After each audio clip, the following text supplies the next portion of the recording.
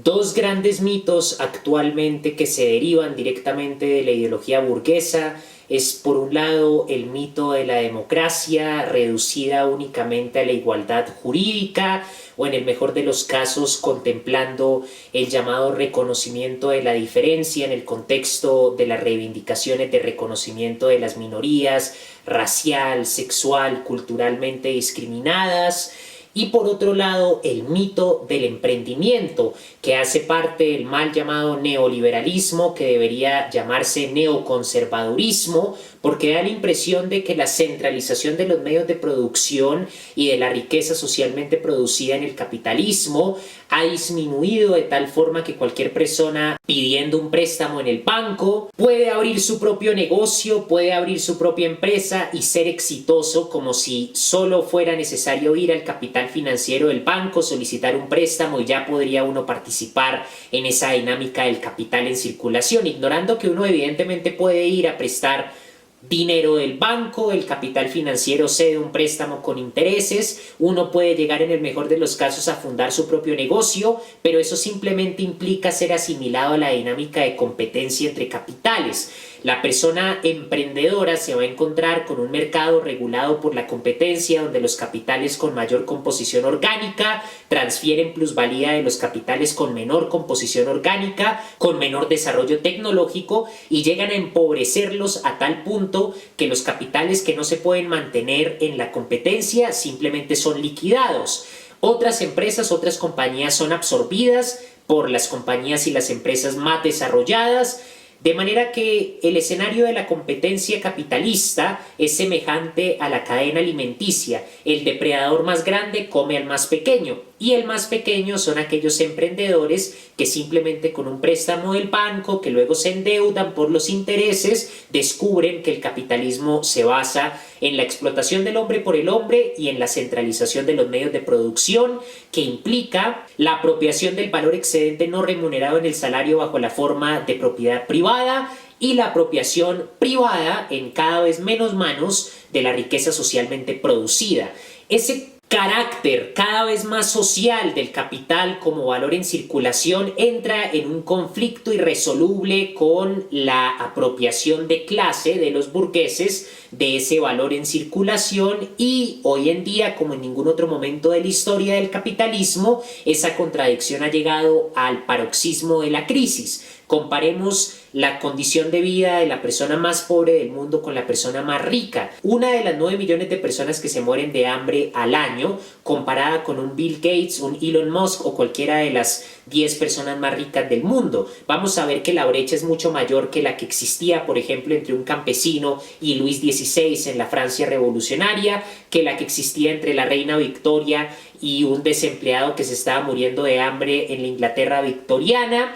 y es muchísimo mayor que la que existía entre el proletario londinense y el capitalista adinerado de la época de Marx. Hoy en día la desigualdad es mucho mayor, fruto de una mayor centralización de los medios de producción. Y en esta ocasión quiero deconstruir, desmitificar esos dos mitos de la retórica burguesa, el de la democracia basada en la igualdad jurídica únicamente y el del emprendimiento. Comenzando por la democracia, es una idea que se deriva del liberalismo como filosofía burguesa, que alcanza su elaboración en la Ilustración, en el contractualismo, y que hoy en día es defendida por los neocontractualistas, por Habermas, por Rawls, por Charles Taylor, entre otros pensadores que piensan que la igualdad simplemente debe darse como una cuestión jurídica, cayendo en un culturalismo, en un reduccionismo jurídico que hace abstracción de la relación entre la igualdad política y jurídica y las relaciones sociales de producción, la división social del trabajo,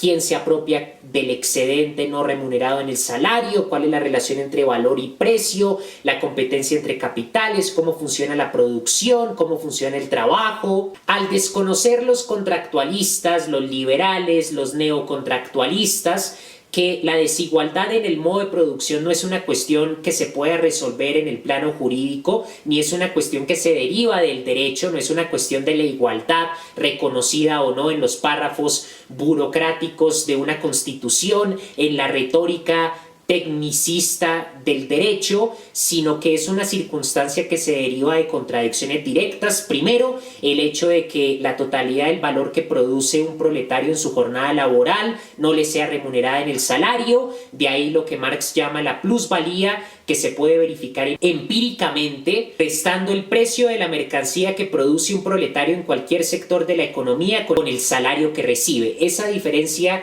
entre el precio de la mercancía que produce en su jornada laboral y el salario que recibe, que es el costo de su fuerza de trabajo, nos da un valor excedente que permite al capitalista exceder el capital que originalmente invirtió en el primer momento del ciclo del capital, cuando compra los medios de producción y la fuerza de trabajo. Restando lo que el capitalista gasta comprando los medios de producción y comprando la fuerza de trabajo del costo de la mercancía que lleva al mercado, nos encontramos con ese valor excedente que es la tasa de ganancia del burgués. Ese valor excedente se acumula bajo la forma de propiedad privada y es distribuida bajo la forma de ganancia para el capital industrial, renta para el capital mercantil e interés para el capital financiero. Por lo tanto, ¿cómo hablar de democracia en el plano jurídico, de una democracia además puramente representativa, cuando en el corazón de las relaciones sociales de producción, en el corazón mismo del capitalismo, que es un sistema homogéneo, global, universal, donde la plusvalía, donde la cosificación del productor del producto, donde la enajenación del trabajador de lo que produce, sea un científico o un técnico, o sea un proletario en una fábrica, donde la guerra del capital con el trabajo asalariado, donde la centralización cada vez mayor de los medios de producción no ha disminuido, sino que al contrario se ha agudizado al punto de llegar al paroxismo de la crisis. ¿Cómo podemos hablar de una democracia en un sentido puramente jurídico cuando la igualdad depende del modo de producción y en el caso del capitalismo la desigualdad, la pobreza, la injusticia, la brecha entre los pobres y los ricos surge a partir de las relaciones sociales a los medios de producción, del hecho de que el productor no reciba en el salario la totalidad del valor que genera, que cree un valor excedente que apropia a la clase dominante, que los medios de producción, las fuerzas productivas, la ciencia y la tecnología, los recursos naturales se utilizan exclusivamente para responder a los intereses de la clase dominante y no para responder a los intereses de las mayorías. Por eso la producción de mercancías se da en función de las necesidades de la clase dominante y por eso se producen en el capitalismo mercancías que no necesitamos a costa de agudizar la crisis medioambiental, mientras 9 millones de personas se siguen muriendo de hambre al año a nivel mundial. La democracia, por lo tanto, es un mito burgués porque se ve lo que Marx llamaba el fetichismo de la mercancía. Marx define en el primer capítulo, el primer tomo del Capital, el fetichismo de la mercancía como el ocultamiento de las relaciones sociales de producción entre los hombres, que convierte esas relaciones sociales entre hombres, entre el capitalista y entre el productor, entre los capitalistas en el marco de la competencia, en relación entre cosas. Entonces los economistas ortodoxos hablan, por ejemplo, de la tendencia natural del capitalismo a llegar al equilibrio, hablan de la burbuja inmobiliaria, hablan, por ejemplo, de las curvas de interés, de la depresión, de la inflación, pero lo hacen en términos matemáticos abstractos que ignoran el proceso de producción del capital y convierten a los productores, ignorando su explotación, en cosas que se describen mediante matemática, mediante estadística. Una expresión del fetichismo de la mercancía también es ocultar las relaciones sociales de producción que son inmanentes al capitalismo y que hacen que la clase dominante se apropie del valor en circulación que es el capital, se apropie de una riqueza con un carácter cada vez más social, ocultan la plusvalía y por lo tanto al hablar de la igualdad se da únicamente en el plano de los derechos jurídicos, siendo el derecho una expresión de la voluntad de dominación y de la dominación material de la clase burguesa. El Estado moderno es resultado de la revolución burguesa frente al absolutismo monárquico que imperaba durante el modo de producción feudal que aplicaba para la Europa latinogermánica, es decir, para la Europa del Imperio Romano de Occidente,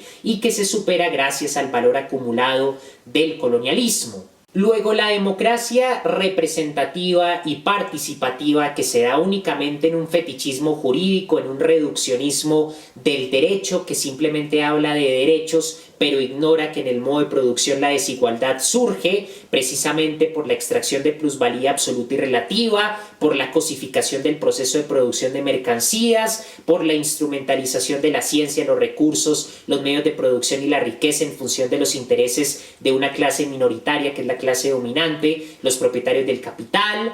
Y por consiguiente, una labor importante de la crítica hoy en día es mostrar que no puede haber una auténtica democracia sobre la base de un modo de producción capitalista. Mientras la totalidad del valor que produce un productor en su jornada laboral no se le pague en su totalidad en el salario, mientras el valor excedente, la plusvalía, se distribuya bajo la forma de ganancia, renta e interés en los distintos capitales, mientras impere la competencia entre capitales en el mercado local y en el mercado mundial, no va a haber igualdad.